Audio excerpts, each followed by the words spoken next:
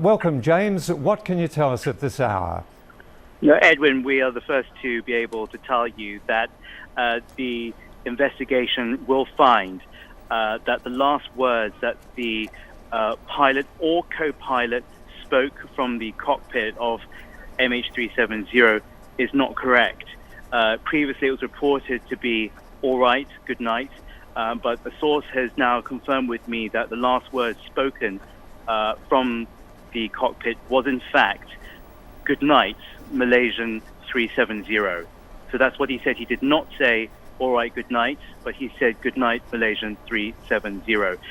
My source has told me that this will be confirmed in a document which is going to be released very shortly. We don't know whether that's going to be in the next day or even in the next couple of hours, but we understand that these are preliminary findings from the investigation team. As you know, there's been a new phase of investigation ever since the Prime Minister earmarked both the northern and southern corridors about 10 days ago, and we believe that this is one of the findings that has come out of that new phase of investigation. So what we understand is that the new wording of that is "Goodnight Malaysian 370." That's incredible to hear that, James. And I'm curious to know, is there going to be a press conference that this will be confirmed at and will be given to the waiting media? There will be no press conference today. I had another exclusive with the Minister of Defence, and I will make it very clear that it is not him who provided me this information, but of course we don't reveal our sources, but it was not him. What we do know, as I said just there, that it will be, the source confirmed that it will be confirmed in a written document that will be released shortly, which will contain a number of findings from preliminary findings from this investigation as it continues. It's very, very early days yet. They've gone right back to the drawing board. They've rechecked everything. They've gone back to the two passengers who are traveling on stolen passports. That I can tell you also has found that they are not suspects at this stage. Still, that hasn't changed. There has been nothing from the passenger manifest.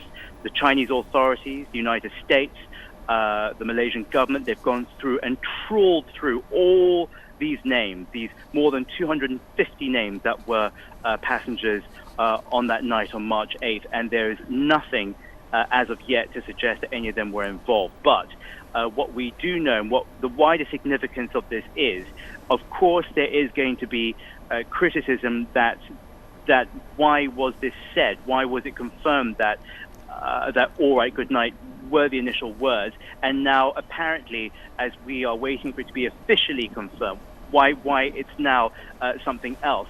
I think, though, it in a way you could say that it proves how thorough this new phase investigation is, that perhaps on things they did not get right the first time, that they weren't going to take any chances, and they went right back to the ABCs of this, and they did not leave anything out. We'll have to see if there are any other discrepancies, but at this stage, that's what we do know. I want to stress, though, Edwin, that what this message means.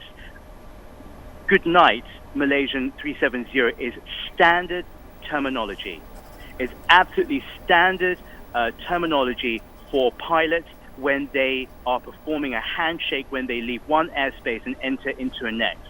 We know for a fact that the critical period for MH370 was when it was leaving Malaysian airspace and entering the Vietnamese airspace. So this would have been a handshake, and this is totally in line with standard practices. What it also seems to indicate, though my source did not say this, and this is from our own conclusion, what it seems to indicate is that it adds more weight to the argument that the pilot and co-pilot may not have been involved in the deliberate act that the Malaysian government has stated, that it could be that they could in fact not be involved in this particular incident. I also know that the analysis of the voice shows no signs of stress, or duress at the time it was spoken, and I also know that they're continuing to investigate whether it was the pilot or the co-pilot who spoke those words.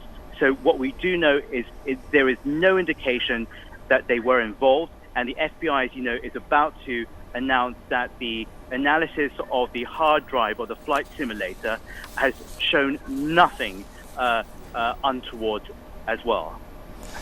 All right, James, that's quite extraordinary news, and thank you for breaking it to us here.